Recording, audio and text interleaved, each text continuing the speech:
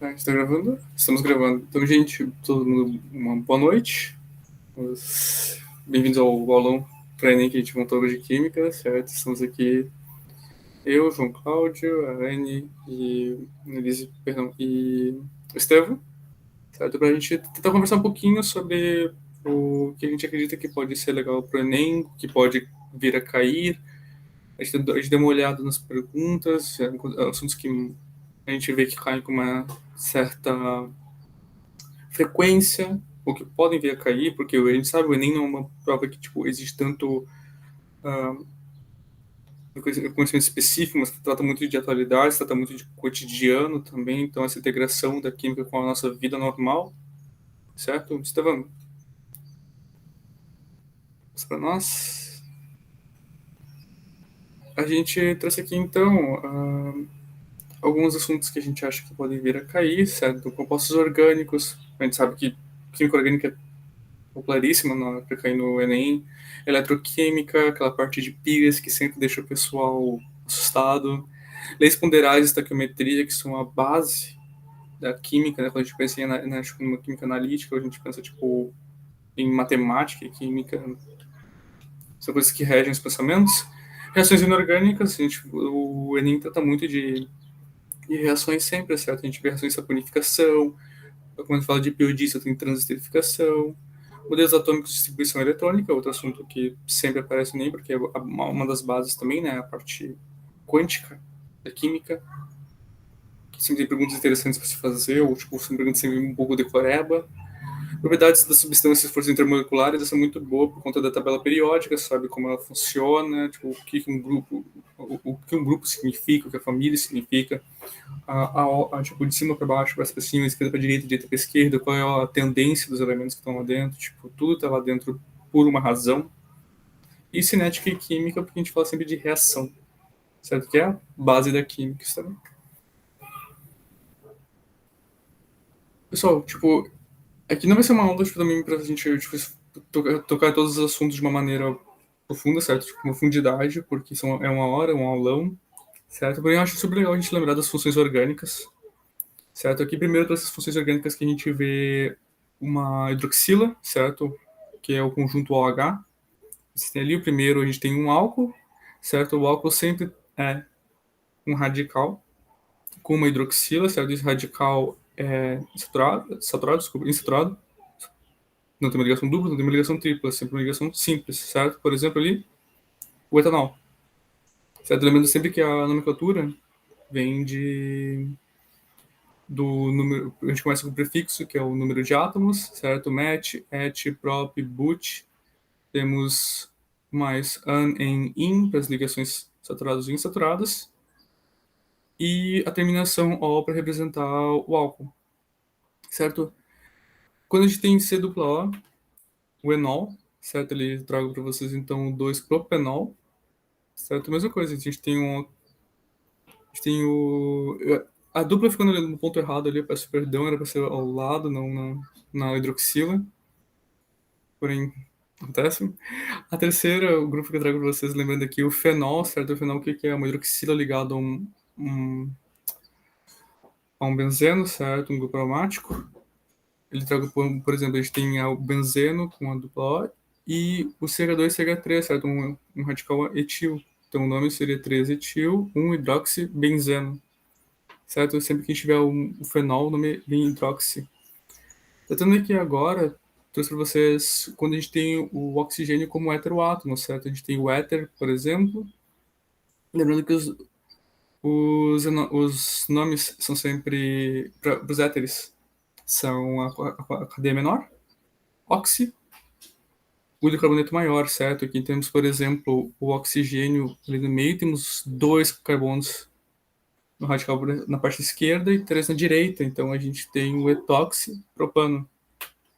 Trazendo também agora aqui abaixo, a gente tem um aldeído, certo? O aldeído, como ele é dado, ele é sempre um radical C dupla O H, certo? Essa é a cara básica do aldeído.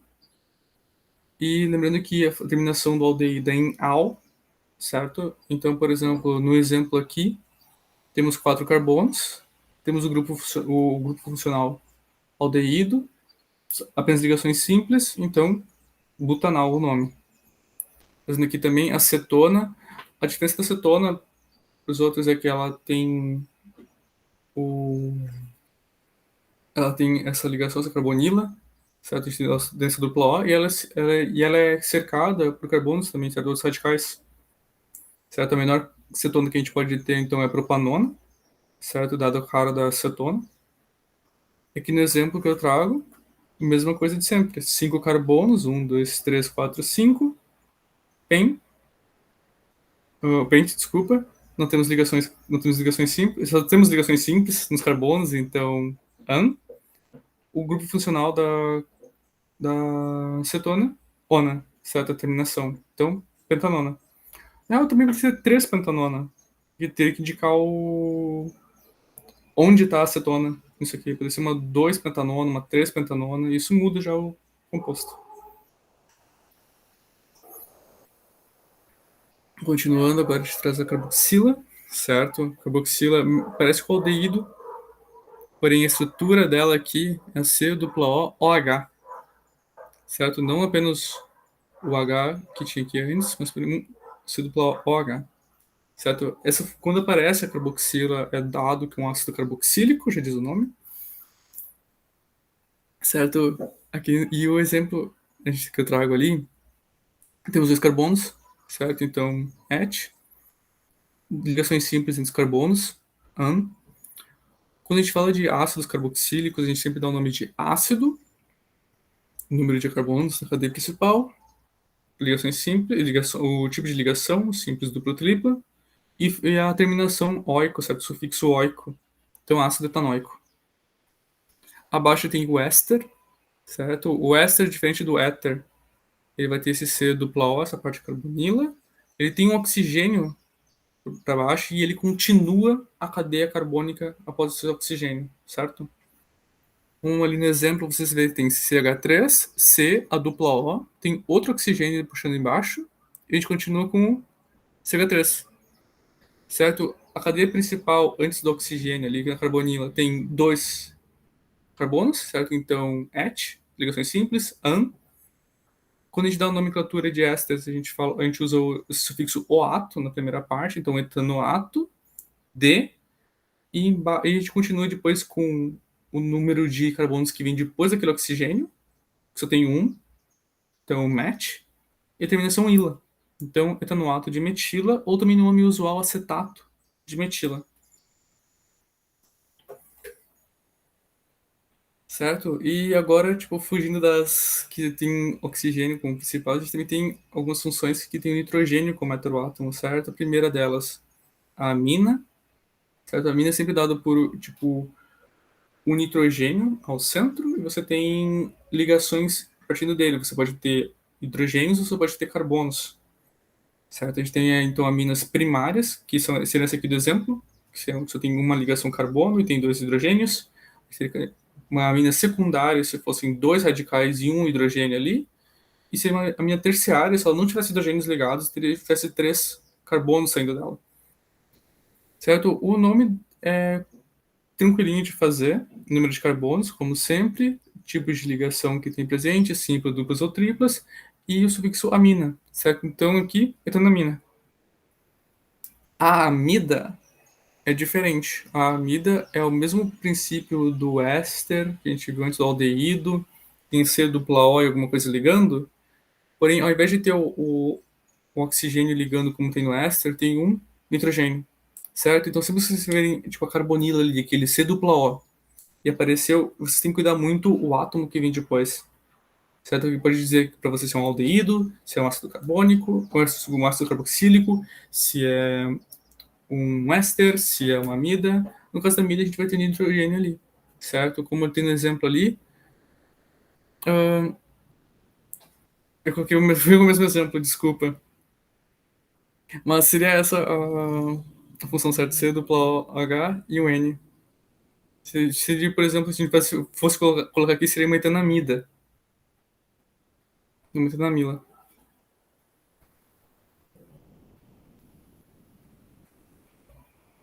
Certo? E eu aqui, por exemplo, eu trago para vocês como a gente pode identificar as funções orgânicas. certo? A primeira coisa que quando a gente olha um composto assim, pode parecer um tanto assustador também, tipo, a priori, é você dar uma olhada nos átomos diferentes, certo? Tipo, quais são os átomos, tipo, o que tem aqui que não é carbono que a gente está acostumado, certo? A gente vê um monte de oxigênio, certo? E a gente vê nitrogênio. Então a gente pode dar uma olhada neles. E esse aqui de baixo, por exemplo, a gente vê uma dupla O, e a gente vê esse oxigênio aqui ao lado, certo? Como eu mencionei antes, essa questão da carbonila ser dupla O e um oxigênio e seguir a cadeia carbônica, aquele primeiro grupo funcional ali embaixo seria um éster,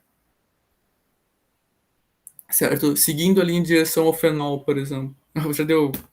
Já deu nome, porque a gente vê esse benzeno, certo? Esse anel aromático, e a gente tem aquela hidroxila ali ligada a ele. Uma hidroxila ligada ao anel aromático, fenol, certo? E a gente vê ali que tem aquele nitrogênio. Naquele nitrogênio, só tem ele ligado, certo? A gente não tem aquela dupla O que a gente acabou de falar da amida, uma amina, um grupo funcional amina nesse composto. Ali em cima nós temos uma hidroxila, certo? Só tem ela, certo? Ela não está ligada a outro átomo, não tem outro composto para puxar ela. Um álcool, certo? E aqui você tem C, C, C, e você tem uma dupla O ligada, uma cetona, certo? Então, tipo, quando vier uma molécula assim, um composto assim, vão com calma e dê uma olhada no. Tentem ir separando tipo, pelos átomos que são diferentes dos carbonos, certo? Tentem quebrar ela em certas partes para tentar visualizar melhor. Qualquer coisa, se fica mais fácil para vocês, desenhe de novo ela, certo? Colocando os carbonos ao invés da representação assim. Isso facilitar a visualização. É uma dica legal para como lidar na prova, para não ficar tipo, assustado com o composto. Isso é bom. Outra coisa que eu quero trazer, que eu acho que é legal de a gente comentar aqui, é eletroquímica. Queria só, tipo, que vocês dessem uma olhada no Jam ali, que a gente deixou preparado. Certo? Esse é o... E quando a gente fala de eletroquímica, a gente fala de pilha, certo? Que é aquela pilha de Daniels, que é o exemplo mais comum que a gente tem, tipo, o experimento mais clássico falando sobre pilha, certo? Aqui a gente tem uma pilha de zinco e de cobre, certo? A gente tem a ideia de que ela vai que um desses compostos quer um desses compostos quer reduzir, certo? Ele vai perder elétrons e o outro composto desculpa, um composto vai oxidar e vai perder elétrons, certo? Então ele vai ser corroído e o outro composto vai reduzir, vai ganhar massa. Quando eu trago aqui essas equações aqui dizem pra gente é na 2, é na 1, Estevam, não na 2, tá na 2. Oi? Ali em cima, passa o. Você tá na segunda lâmina, passa pra primeira, por favor. Ali no Tá, meio. desculpa, é que tá na. Lá pra cima, no topo da página, no meio.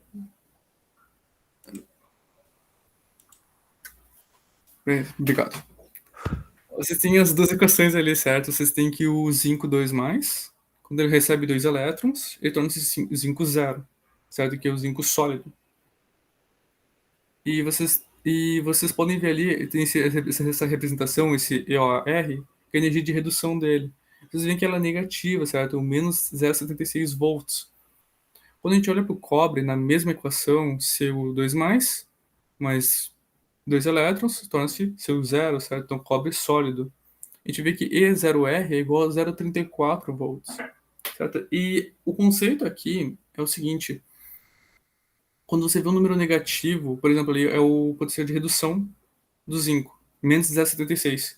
Significa que não é da natureza do zinco fazer a redução, certo? O que ele quer é oxidar. Para ele é muito mais fácil entregar elétrons do que ele receber os elétrons, certo? Quando a gente olha para o cobre, a gente vê que o potencial de redução dele é 0,84 volts, o que significa tipo, é da natureza do cobre querer reduzir. certo? O cobre é péssimo entregando elétrons, o que ele quer é receber e aumentar, fazer a redução e gerar mais cobre zero, certo? Aqui do lado eu trouxe para vocês, tipo, a gente pode inverter essa equação e ao invés de falar, a gente pode falar então do zinco zero, transformando-se em zinco 2 mais 2 elétrons, certo? E aí a gente fala do E0OX, que é o potencial de oxidação do zinco, 0,76 volts. Tá positivo, ou seja, o zinco quer oxidar. E para saber o potencial da pilha, a gente somaria então 0,76 volts mais 0,34 volts da redução. A pilha geraria 1,1 volt, certo? Essa parte de pilhas não é um bicho de sete cabeças, certo? Guiem-se sempre pelos sinais, certo? Tudo que for negativo mostra uma coisa que não é espontânea, uma situação forçada. Tudo que for negativo. Se você pensar, tipo, a redução do zinco tá menos 66, ele não quer fazer isso, ele quer perder, não receber. Certo? Na segunda página, ele só. Lembrando sempre vocês, aqui a gente tem essa solução, né?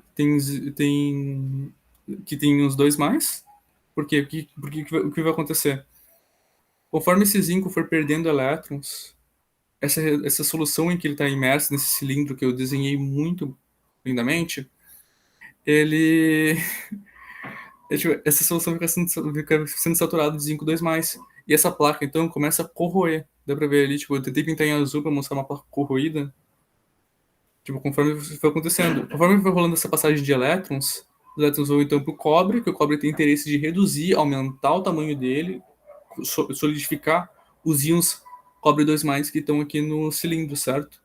Tem um monte de íon CO2 ali, CO2, perdão.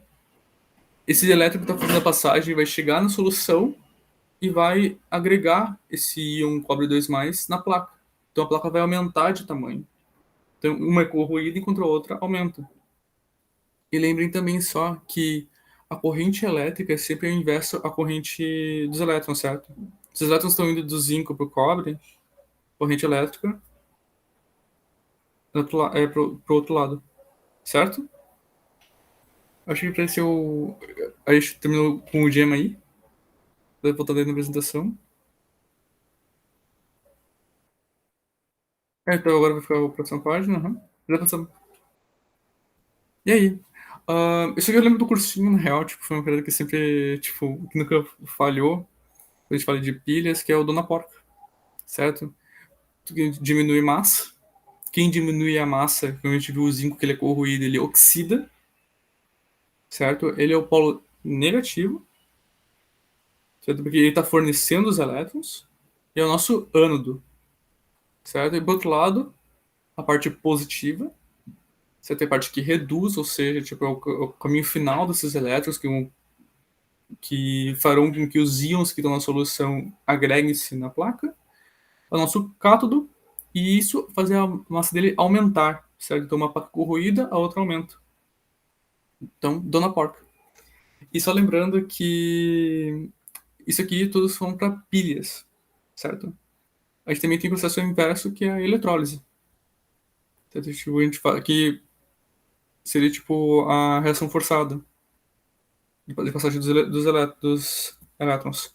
E a única diferença entre elas seria só o polo, certo? Então aí o cátodo, tipo, essa parte do cátodo, que seria o cobre, seria a parte negativa e o zinco seria a parte positiva, certo? Mas não é a espontânea, essa é a parte forçada, certo? E na prova eles vão explicar, certo? Vocês querem uma pilha, vocês querem que você pense em termos de pilha, vocês querem que pense em termos de eletrólise, certo? Mas fora essa inversão dos polos, continua a mesma coisa. Tipo, o conceito é o mesmo. Certo? Eu sou em vários polos. Certo? Comigo é esta parte. Eu adorei o rolê da Dona Porca, não sabia. É muito, cara, nunca, tá 10 anos já comigo isso aí.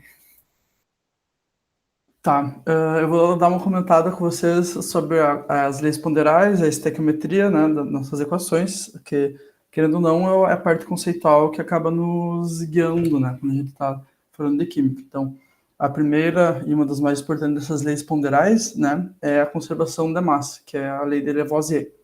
E ele dizia que Na natureza, nada se cria, nada se forma, tudo se transforma, né? Então, quer dizer que a quantidade de massa em determinada reação deve permanecer constante nos produtos e reagentes. Então, se eu estou reagindo 10 gramas de alguma coisa, no final eu espero encontrar 10 gramas de outras coisas, né?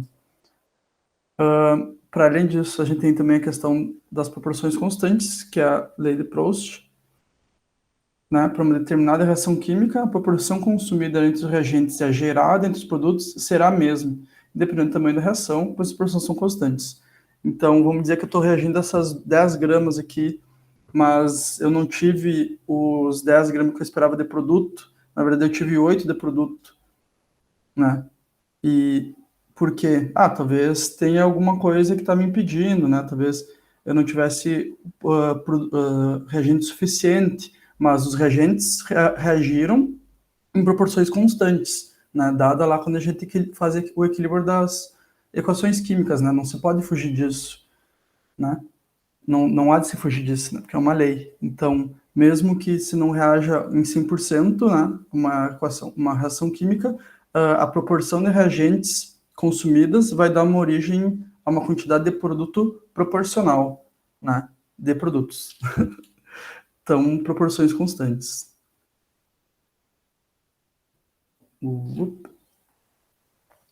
E, além das proporções constantes, também tem a questão das proporções múltiplas, né? Que é a lei de Dalton. Quando dois elementos químicos formam vários compostos, fixando-se a massa de um dos elementos, as massas de outros variam uma proporção de números inteiros e pequenos. Aí eu tô querendo dizer, tipo, eu tô comburindo uma matéria que tenha grafite ou que tenha carbono. A depender, eu posso ter uma combustão perfeita ou imperfeita, vai formar CO ou CO2.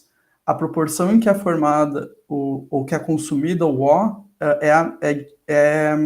varia em números pequenos, né? Do que a gente vai ver no exemplo aqui, ó, que eu fiz com o nitrogênio. Se fixamos a massa de um elemento, como o nitrogênio, no caso não o carbono, como eu falei antes, e variarmos a massa de outro reagente, como o oxigênio, podemos ter diferentes produtos a partir dos mesmos elementos, porém com proporções diferentes desses elementos no produto. E aí eu vou mostrar os slides que eu estou querendo dizer. Né? Dois elementos químicos são vários compostos, dois elementos químicos, no caso o nitrogênio e o oxigênio. Eles podem formar. Me fugiu os nomes dos elementos agora, mas essas substâncias aqui. Tá? As massas fixando a massa de um dos elementos, a massa do outro varia numa proporção de números inteiros e pequenos. Então vamos dizer que aqui no nitrogênio e oxigênio eu estou fixando, no caso, a massa do nitrogênio. E aí reagindo com quantidades diferentes do oxigênio. Né? Então, o 14G mais 8G de oxigênio vai dar esses 22 de N2O. Se eu seguro esse N2O, vamos dizer que a menor partícula, a menor proporção de oxigênio que eu consigo colocar em um nitrogênio, aí eu vou tentar colocar mais oxigênio. Então, com as mesmas 14 gramas, eu vou conseguir colocar 16 gramas, vou formar um NO, 30 gramas. Né? Então, os 8 gramas da menor, dividido por 16 gramas, dá 1,5, que é uma proporção inteira e pequena. O mesmo acontece quando a gente aumenta para 24 gramas, N2O3, 1/3. E a mesma coisa por 32 gramas, 1/4. Então, com os mesmos elementos, a gente pode construir algumas diferentes substâncias, mas com proporções, né, estabelecidas aqui. Então, de 2 para 1, para 1, para 2 para 3, para 2O. 1 para 2. Nesse sentido. E aí, com esses conhecimentos, a gente também pode chegar e poder falar das equações químicas. Aí destaco, uma equação química é a representação quali e quantitativa de uma reação química. Então, uma equação química, por ela, eu tenho que entender o que está se passando, né? Demonstra as substâncias que estão reagindo, quem são os produtos, seus estados e, quando balanceado, as proporções entre os reagentes e produtos. Então, eu estou olhando aqui, por exemplo, na formação de água a partir de gás hidrogênio e gás oxigênio. Então, eu tenho o H2 em forma de gás e o oxigênio em forma de gás, formando H2O. Aqui a gente pode ver também que claramente não está balanceada a equação, né? Porque como é que tem dois oxigênios aqui e tem um só aqui? Né? Mas eu posso ver pela equação que ela é uma representação quali-quantitativa. Então, eu sei que está reagindo hidrogênio e oxigênio, formando água, e a partir dessas informações também eu posso balancear a equação para ter uma, né, a ideia final, né, quanti e qualitativo. No caso, seria botar um meio aqui, né? Então, aí um meio, 2, daria esse mesmo um oxigênio. Então, a equação química como a parte importante para a gente entender o que está se passando no meio, né? E os tipos básicos de reação química, né? Sendo das inorgânicas, não das orgânicas. Então, a gente tem o processo de síntese ou combinação, onde duas substâncias simples se combinam e então formam um produto novo, né? Como o carbono e o gás oxigênio aqui, formando CO2, ou o óxido de cálcio aqui com a água, formando o hidróxido de cálcio. Isso, nós chamamos de cal. Então, a gente tem duas substâncias, nesse caso não é simples, né, mas duas substâncias reagindo e dando origem a uma nova, como se elas se somassem, se combinassem, né, fizessem a síntese de algo novo. No caso da decomposição, é justamente o oposto. Então, eu tenho um reagente que ele se decompõe em duas novas substâncias. Então, eu tenho 2AgBr produzindo 2Ag mais Br2. Então, ele se decompõe, os reagentes se decompondo em produtos. Na síntese, são os reagentes, né, combinando num produto novo. Santa Maria é quente essa época do ano, né, gente? Grato. Outro tipo comum, então, de reações químicas que a gente tem é a de simples troca, né? E aqui sim, quando a gente tem uma substância simples, que vai trocar de lugar com outro elemento de uma substância composta, dando assim origem a um produto simples e outro composto. Então a gente tem aqui o zinco reagindo com uma substância composta, no caso o ácido sulfúrico, né, formando um sulfato de zinco e o hidrogênio. Então o zinco e o hidrogênio estão trocando de lugar, formando do zinco metálico o sulfato de zinco e do ácido, né, o gás hidrogênio. A gente pode pensar a mesma coisa, e aí pensando lá na eletroquímica também, desses elementos se trocando aqui. A gente tem o ferro e o cobre. Aí o ferro tem mais tendência a estar na fase de sulfato, então a gente vai ter um sulfato de ferro, mais o cobre sólido. Simplesmente trocou então o ferro simples pelo cobre dentro de uma substância composta, né? Aí originando então uma nova substância composta com ferro e mais o cobre como substância simples. E aí no caso de dupla troca ou metátase, as substâncias compostas que elas trocam, né, esses elementos, muito similar como uma simples troca, mas dessa vez só de substâncias compostas, né? Então no caso o HCl e o NaOH, aqui a gente tem uma reação de neutralização, né, um ácido e uma base, inclusive, só para pegar outros conceitos, formando então sal, NaCl e água, H2O, como é de se esperar numa reação ácido-base. Então a gente está trocando aqui de lugar o H pelo NaOH, formando NaCl em vez de HCl e NaOH em vez de, né, H2O. No mesmo sentido, a gente pode fazer isso com esse outro lugar de sulfato. Eu sempre esqueço como é que é o F, só, mas FS mais 2HCl, eu tô a gente trocando aqui para ter as mesmas trocas de substâncias compostas, que faltou o L, 2HCl, para poder dar 2FCl2, né? Então, revendo aqui, a gente tem síntese, né, ou combinação, a decomposição, a simples troca, né, e a troca dupla.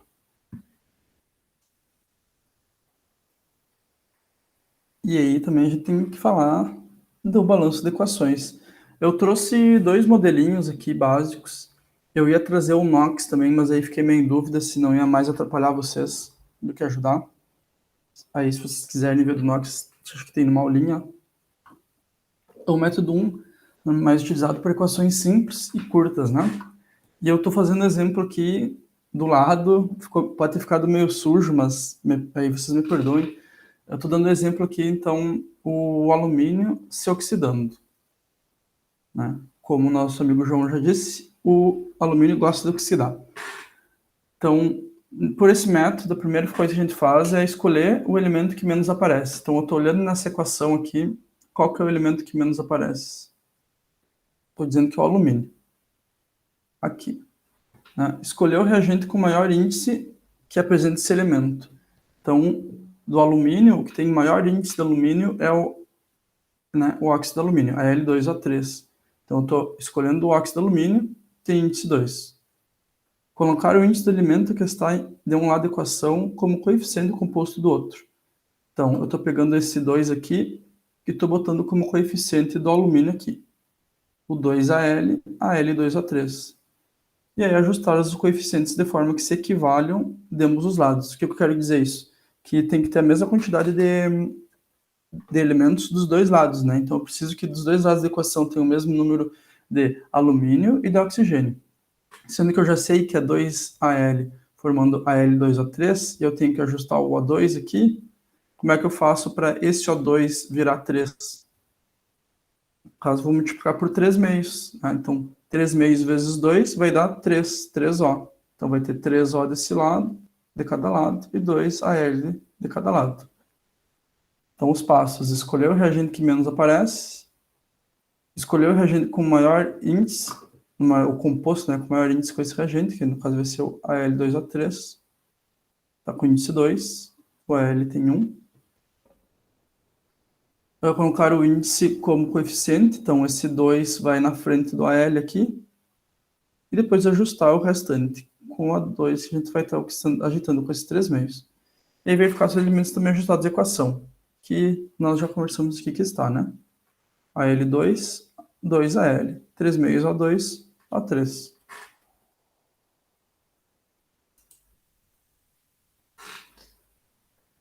Esse aqui eu fiz escrito aqui e depois eu abri o exemplo mais tranquilo, porque ele se torna um pouco mais difícil, mas se atentando à regra, assim, vai tranquilo. Né? Esse é o método 2, a gente vai resolver de uma forma algébrica, então a gente vai utilizar das equações para tentar montar um sisteminha matemático, e aí a gente vai resolver esse sistema para achar os coeficientes. Tá? Então, a gente vai estar usando para reações mais complexas do que aquelas que a gente estava olhando anteriormente. Então, eu vou colocar na frente de cada uma dos reagentes, dos produtos, uma letra ao meu gosto, vamos dizer X, Y, W, Z, foram os que eu usei no exemplo aqui. Estabelecer as relações de igualdade desses elementos, vou definir os valores de cada letra, substituir na equação. E aí verificar se eles estão bem ajustados. Vou fazer o exemplo aqui rapidinho, tá? Então, a gente está observando aqui uma equação de hidróxido de alumínio com ácido sulfúrico, formando um sulfato de alumínio e água. É mais um caso de neutralização, tá? Então, lá de trás, o que eu tinha falado? Colocar uma letra na frente de cada reagente e produto. Então, eu vou estipular de ordem que eu quiser. Se eu quiser usar outras letras, é comigo. Só tenho que manter elas e seguir a lógica, né? Então, eu botei para cada um dos reagentes produtos uma letra, o X na frente do LO, do hidróxido de alumínio, o Y na frente do ácido sulfúrico, o W na frente do sulfato de alumínio e o Z na frente da água. E estabelecer as relações de igualdade entre os elementos. O que eu quero dizer isso? Eu vou olhar da equação inteira onde é que tem alumínio e usar isso com os coeficientes que tem nas substâncias e essa letra que eu dei, tá? Então, aqui por causa do alumínio, no lado do X eu tenho um alumínio só. Então, vai ser X vezes 1, né? X igual, e aí vou ver o que tem nos produtos. Nos produtos, o alumínio está aqui, ó, Al2. Então, é 2 vezes o W, né? Porque a gente tem cada sulfato de alumínio, 2 alumínios, né? Então, 2W. E aí eu vou fazer isso para cada um. Então, para o sulfato, para o enxofre, sulfur, eu vou olhar aqui, sulfur, tá aqui, tá sozinho, então Y, 1, né? E aqui, cadê? Tá aqui, S. Só que esse S está dentro de um grupamento que eu vou ter 3 sulfatos, né, para cada 2 alumínio. Então, S vezes 3. 3 vezes W. Para o H, eu vou fazer a mesma coisa. Então, tem 3H aqui, 3x. Tem 2H aqui, 2y. E tem, aqui não tem H, e tem 2H aqui, 2e. E para o O, a mesma coisa. Então, 3x, 4y. No caso do sulfato, a gente vai fazer 3 vezes 4 vezes W, né? Que são 3 sulfatos. Então, tem 3 sulfatos, em cada sulfato tem 4, 12 W. E no caso do... Certo, falei certo. No caso da água, a gente vai ter um oxigênio só.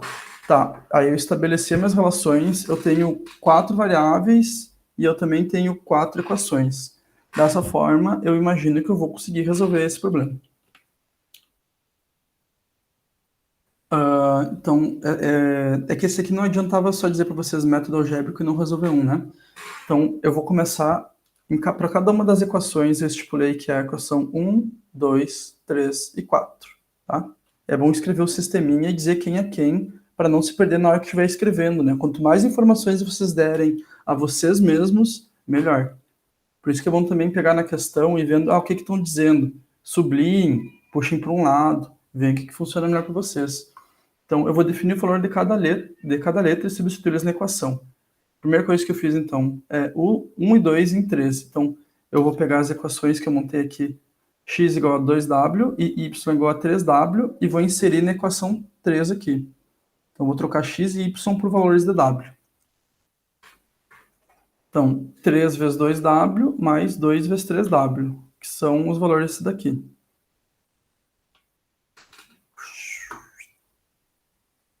Né? Mais 2e mais 6w, que era o que a gente tinha, né, da equação 3. Daí eu vou tirar que z é igual a 6 vezes w, que é 5. Então eu vou pegar daí a equação 1, 2 e a 5 e jogar na 4. E aí vou trocando aqui tudo para w, né? Então o mesmo 3 vezes 2w de antes, no caso vai ser 4 vezes 3w, da equação 4 aqui, né? A gente tá aqui olhando, ó, 4 vezes y. 4 vezes 3w. Vai ser igual a 12w, que eu estipulei aqui também, 3 vezes 4 vezes w, 12w, vezes o z. Tarará. Vezes o... me perdi aqui, ó. Vezes o z, que eu estipulei agorinha, que é 6w, né? Aí, se vocês verem, vai dar 6w mais 12w, 18. 12 mais 6, 18. W igual a w. Então, eu não estou falando merda. Então, eu vou estipular w como se fosse 1, e aí vou construir os outros valores a partir desse 1, né? Então, se x é 2w, então x igual a 2. Se y é 3w, então y igual a 3. E se z é 6w, z igual a 6. Portanto, a nossa equação balanceada vai ser 2AlOH3, 3H2SO4, 1Al, né? E aí nós vamos ver se está certo. Tem 2 aqui e 2 aqui, né? Vai ter... Vocês vão ter que confiar em mim aqui. Se vocês fizerem o cálculo devagarinho, vai dar que está certinho o número de elementos em cada um. Então, a gente vai estipular as letrinhas de cada um, que a gente vai dizer, x, y, w, z, colocar para cada elemento quantas vezes ele aparece, né? Para poder construir esse sistema, resolver esse sistema. No caso, eu resolvi o sistema e cheguei numa igualdade. Então, como eu cheguei numa igualdade, eu posso dizer que esse número é uma unidade, né? Então, vou usar o w como uma unidade e aí resolver os demais.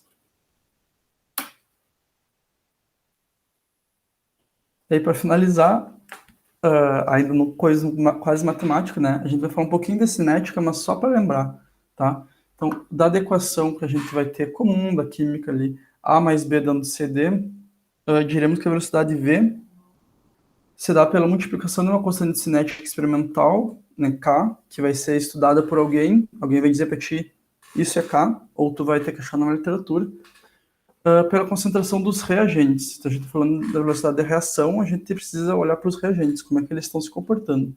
Elevados nas ordens da reação X ou Y. Então, para uma determinada reação, pode ser que A reaja mais rápido do que B. Então, a gente vai usar esses fatores, X ou Y, que vão dar essas velocidades para dizer, né, como é que está indo essa cinética. Então, se o nosso fator é maior em A e eu vou ter muito mais A, no final das contas também vou estar preso a esse B, né? Que se esse B não tem muito para dar, a gente está falando aqui em concentração, porque tem conchetes, né? Então a gente vai ver que conforme tem menos D1, né, ele vai acabar limitando. A gente pode tirar essa conclusão dessa equação também. Senão fica muito confuso. E por fim, para trabalhar no último, né, a gente vai falar de equilíbrio químico. E aqui eu coloquei letrinha e letrão. Então, letrinha é o coeficiente, letrão é o elemento, ou reagente que a gente está falando, né? Então, Azinho, Azão, mais Bzinho, Bzão, numa proporcionalidade, né? A equação acontece sempre dos dois lados. É importante lembrar que as reações químicas acontecem dos dois sentidos, né? Tanto no lugar do equilíbrio químico, para onde que o equilíbrio químico pende, né? Tá, meu, chega. E aí é bom dizer que, tipo, se a gente chega no equilíbrio químico do nosso corpo, por exemplo, a gente morre, porque as reações químicas deixam de acontecer e fica tudo parado, né? Então, o equilíbrio químico, ele nunca é um equilíbrio, na verdade, ele é um dinamismo. Aí eu tentei fazer da forma escrita normal, mas seria a concentração de C elevado a C vezes a concentração de D vezes, né, D, dividido por a concentração de A, Azinho, vezes B, Bzinho. Aquela coisa clássica de reagentes sobre produtos, né? Isso vai ser o lugar do equilíbrio químico. A gente está tentando chegar também nos produtos, né? Só que vale lembrar que só é válido para sistemas homogêneos e diluídos. Então, as fases sólidas e líquidas não entram. Para esse tipo de equação, se aqui o A, vamos dizer que esteja na fase sólida, descarta, né? Ele vai dar 1 na equação, não vale nada. A gente só pode olhar nos equilíbrios químicos para gás e substância aquosa. Então, em soluções aquosas, o H2O não entra.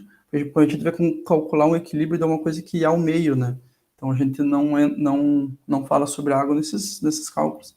No CAE, a gente só aceita mol por litro. Então, se vocês estão fazendo a questão ali e aparece grama por litro, equilíbrio químico, não pode. A gente vai ter que transformar a grama por litro em mol para poder entrar na equação, né? Para poder falar. E também que o KE necessita de equação balanceada. E é aquelas coisas clássicas, né? Se eu tenho essa equação e eu estou precisando ter mais reagente, precisando produzir mais produto do que reagente, o que eu posso fazer? Eu posso aumentar as concentrações, né? Equilíbrio, eu posso aumentar as concentrações dos reagentes para jogar esse equilíbrio em direção aos produtos. Ou, eu quero tentar fazer com que determinada equação não aconteça, né? Então eu posso ir da mesma forma. Não, desculpa. Eu posso ir da mesma forma para fazer com que produza mais produto e retirando o produto enquanto ele é produzido. Porque aí, conforme eu tiro ele daqui, o equilíbrio vai querer que forme mais produto. Então tem essas formas da gente manipular o equilíbrio de um sistema, né? Por exemplo, o sistema também que a gente pode ver pela quantidade de gás. Então, se tem muito pouco gás aqui e mais gás aqui, se a gente aumentar a pressão, a gente vai conseguir produzir mais produtos também, né? Então, os lugares de equilíbrio químico dito pela equação. Então, lembrando que dentro da equação a gente vai falar de fases gasosas e aquosas, não entra sólido, não entra líquido, a parte aquosa, então, H2O não entra. A gente precisa falar em mol por litro e a gente precisa ter uma equação balanceada para poder trabalhar dentro do equilíbrio químico. E aí eu vou passar a bola para a Anne. Boa noite, pessoal. Eu tenho quantos minutos ainda? Só para eu ter uma noção. Eu acho que, na verdade, a gente está sozinho hoje. Tá. Tem problema, então. Então, pessoal, vamos dar uma palhinha aqui dos modelos atômicos, que é um conteúdo importante. Então, nós temos vários modelos, mas os principais são o de Dalton, o de Thomson, o de Rutherford, Bohr. Só fechar a janela aqui. Bom, o primeiro pessoa que estudou, parou para estudar o átomo foi o Dalton. E ele, a partir dos seus estudos, ele propôs que Todas as substâncias são formadas de pequenas partículas, que são chamadas os átomos, e os átomos, eles têm diferentes elementos, eles têm propriedades diferentes, mas todos são exatamente iguais. Como assim? Todos teriam uma estrutura maciça, esférica, pequena, indivisível, o modelo da bola de bilhar. E esses átomos, eles são permanentes, são indivisíveis, né? E eles não poderiam ser criados e também não poderiam ser destruídos. Depois de um tempo surgiu o modelo de Thomson, que ele estudou, e a sua teoria foi de que o átomo ele era uma esfera de carga, tinha uma carga positiva, e esses elétrons eles estariam uniformemente distribuídos, configurando um equilíbrio químico. Por que pudim de passa? Esse pudim, vamos dizer, a massa seria essa esfera elétrica positiva e as passas seriam pontinhos, que seriam os elétrons de carga negativa. Depois surgiu, mais avançando os estudos, surgiu o modelo de Rutherford. Só um minuto. Em que o átomo seria formado por um núcleo denso, positivo, ele estaria rodeado por um grande espaço vazio, que seria a eletrosfera, que onde estariam as cargas negativas. Pode passar.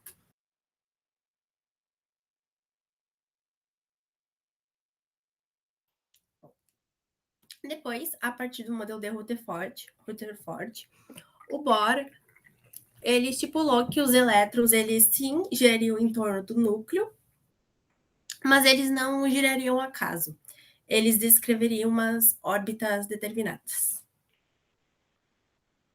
Só um segundo, gente.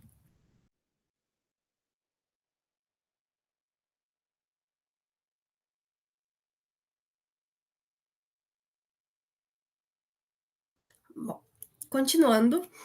E esse átomo ele seria incrivelmente pequeno, mas a maior parte dele seria composto por espaços vazios.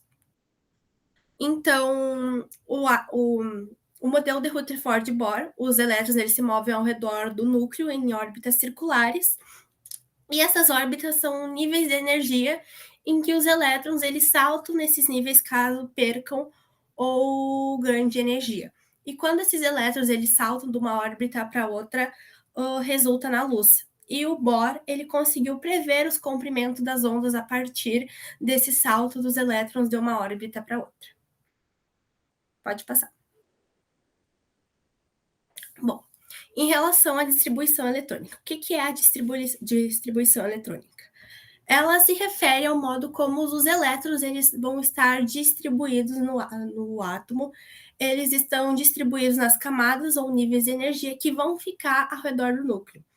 E para os elementos que a gente conhece na atualidade, existe no máximo 7 camadas que são representadas respectivamente, de dentro para fora, pelas letras K, L, M, N, O, P e Q. Pode passar. E cada um desses níveis, dessas camadas eletrônicas, esses níveis de energia, eles comportam um número máximo de elétrons. A camada K comporta 2 elétrons, a L, 8, M, 18 e assim vai indo. E posteriormente, além desses níveis de energia, eles descobriram os subníveis de energias que foram representadas pelas letras minúsculas S, P, D e F. Pode passar. Em que cada um desses subníveis de energia também vai suportar um número máximo de elétrons, assim como os níveis. O S suporta no máximo 2, o P 6, o D 10 e o F 14. Pode passar. E daí, para uma melhor visualização, vamos dizer, dessas camadas, desses subníveis de energia, foi criada o Linus Pauling ele criou o diagrama, que é para tornar mais fácil a distribuição dos elétrons dos átomos nessa camada eletrônica. Ele, então, criou essa representação gráfica, que vocês podem ver nos slides, que facilita a visualização da ordem crescente de energia e a realização da distribuição eletrônica. Aí, nos slides, a gente tem um exemplo do elemento químico vanádio, que tem um número atômico 23, e a gente pode ver pela ordem energética dele, né? A gente começa lá do início, vai na parte ali, na bundinha da flecha até a ponta dela, seguindo sempre nesse caminho, e faz toda a distribuição eletrônica até atingir o número atômico. E o que a gente consegue tirar a partir dessa distribuição eletrônica? A gente consegue tirar o subnível energético e também a camada de valência. Tá. Pode passar.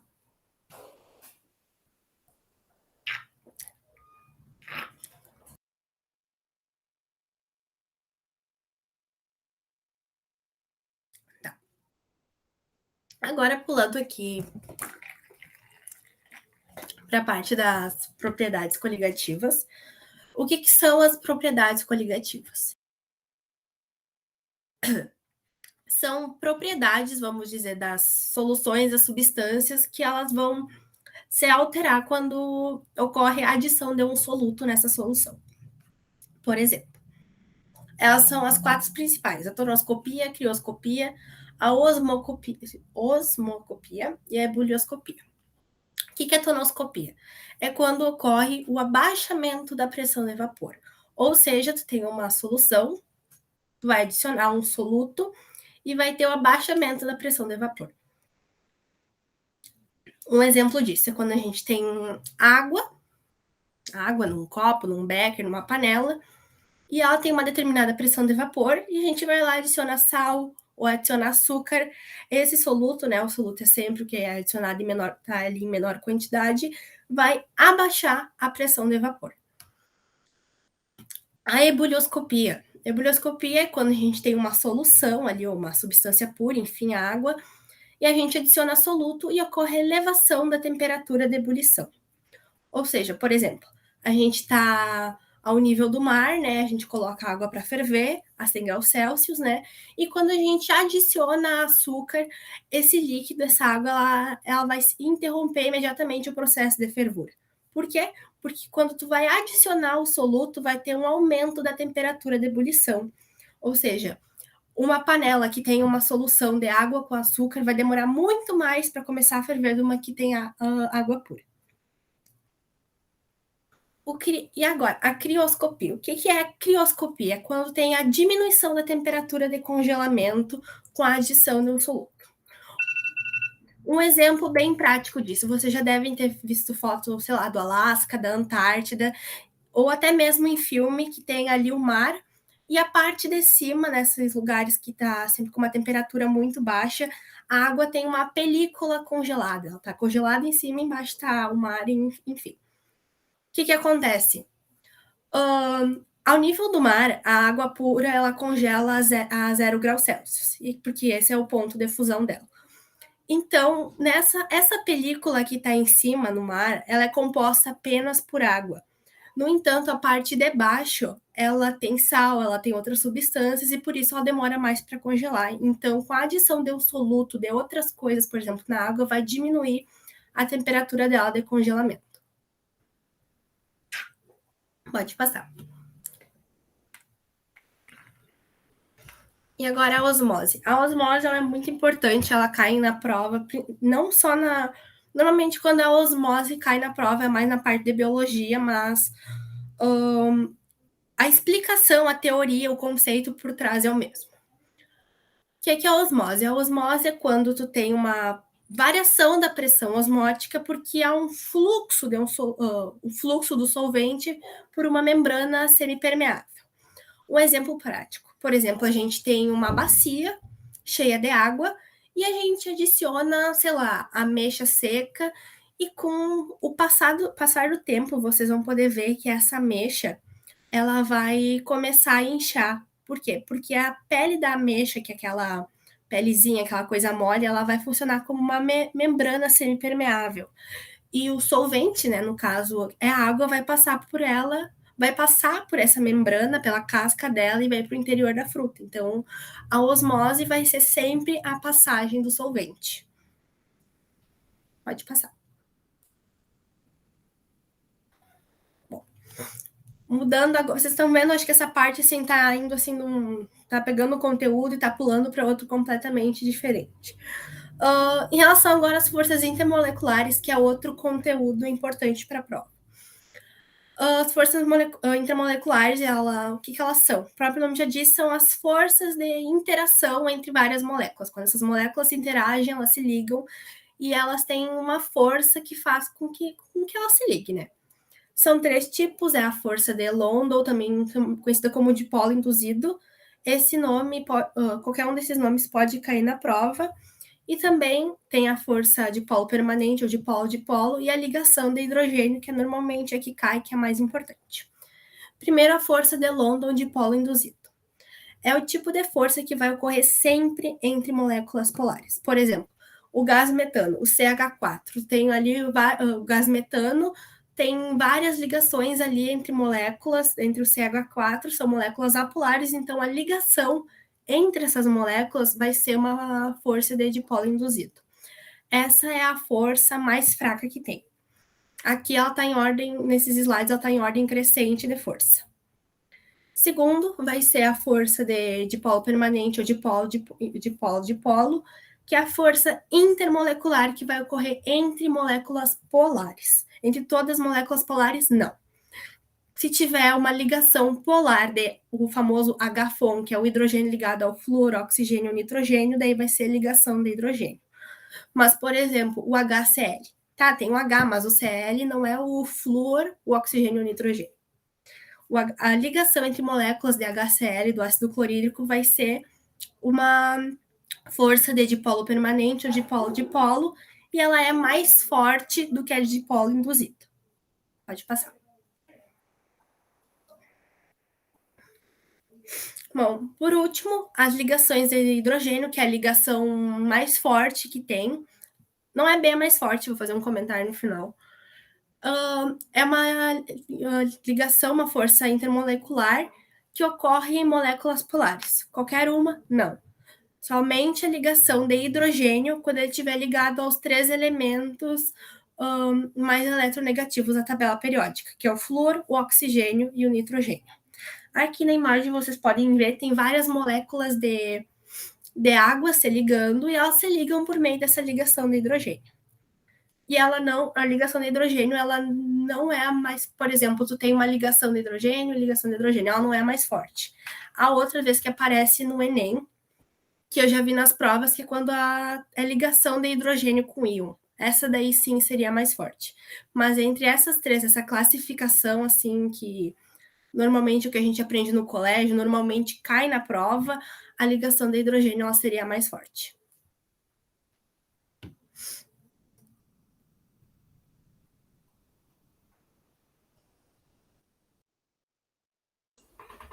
Eu vou falar então. É isso que a gente preparou, mais ou menos. Esses slides vão ficar disponíveis para vocês também, se vocês quiserem dar mais uma revisada. Os telefones ficam aqui, são os nossos WhatsApps, então se vocês tiverem mais alguma dúvida pontual, além de alguma que vocês quiserem tirar agora, né? Claro, vocês podem se sentir livres para conversar com a gente, né? Da minha parte, espero que vocês tenham tido já uma ótima prova nesse domingo passado, né? Espero que vocês tenham uma ótima prova nesse próximo domingo também. A minha dica pessoal é: levem água, levem um chocolatinho, se der, uma barrinha de cereal, porque o açúcar ajuda a pensar, e é muito ruim pensar de barriga vazia também.